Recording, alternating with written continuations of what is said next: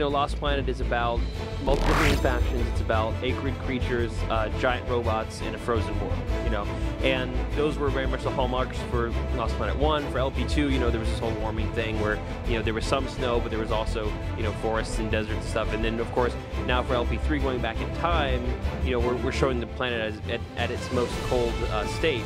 So for us, it's really about taking these ingredients and then kind of, you know, making a different dish out of them.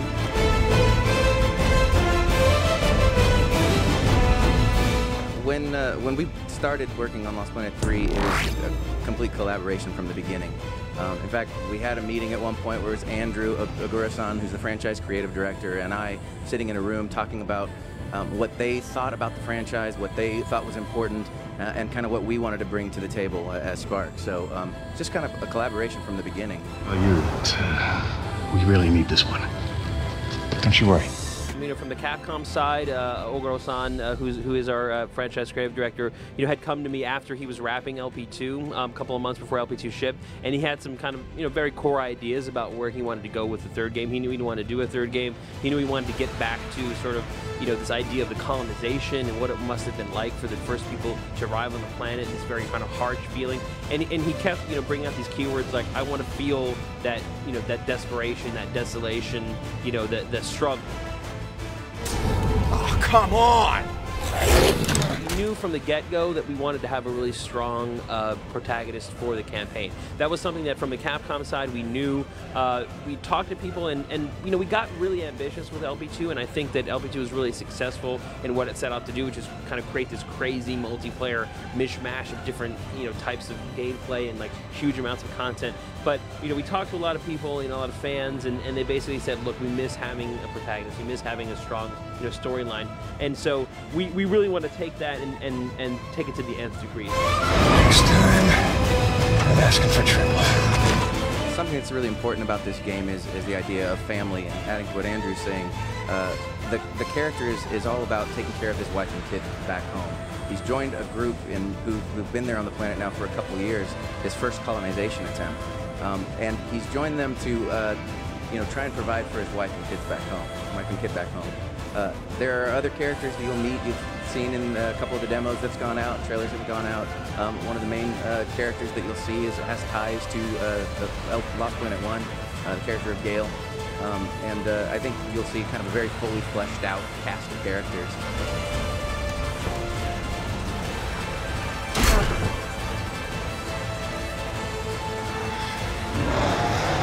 We're really stressing a high degree of variety of gameplay in Lost Planet 3.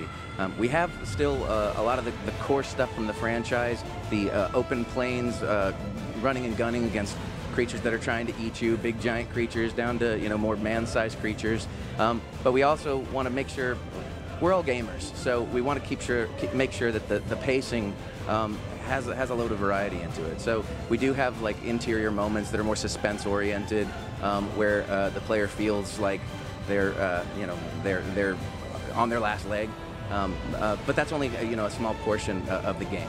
We've got all the bells and whistles, from giant creatures to small kind of intimate moments as well.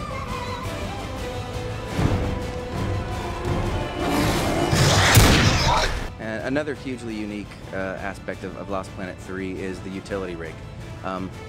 Core to the franchise before has been these vital suits, which are slightly bigger than man-sized machines. These, you know, mechs that are loaded down with weapons, very military-based, you know, rocket launchers and chain guns and things like that. Since we're doing a prequel, we went kind of back in time and thought, what would be the precursor to the vital suit, and what would be the civilian use that evolves into the vital suit? We came up with the utility rig, this giant, like 7 meter tall.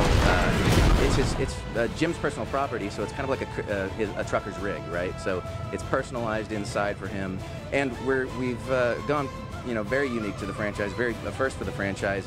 We go into first-person view and do first-person melee combat inside the rig. He doesn't have guns to protect himself in there. Obviously, he can take a lot more damage in the rig than he can on foot. But he uses the tools that he was brought there to do construction with, and improvises uses for them in combat, like grabbing claws and like drilling into soft spots on their elbows and things like that. And we use there's actually a whole suite of upgrades that you can do as the game goes forward.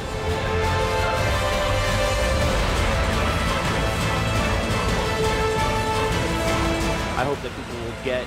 You know, that we're trying to keep it very uniquely Lost Planet and feel, but take it in a direction in which, you know, you feel like you're part of this new frontier. You know, you feel like you're part of this exploration of this new planet. And for that, and for us, that is really the core of, you know, what makes Lost Planet 3 so unique. And we're looking forward to having everybody get their hands on it when it comes out in early 2013 for Xbox 360, PS3, and PC.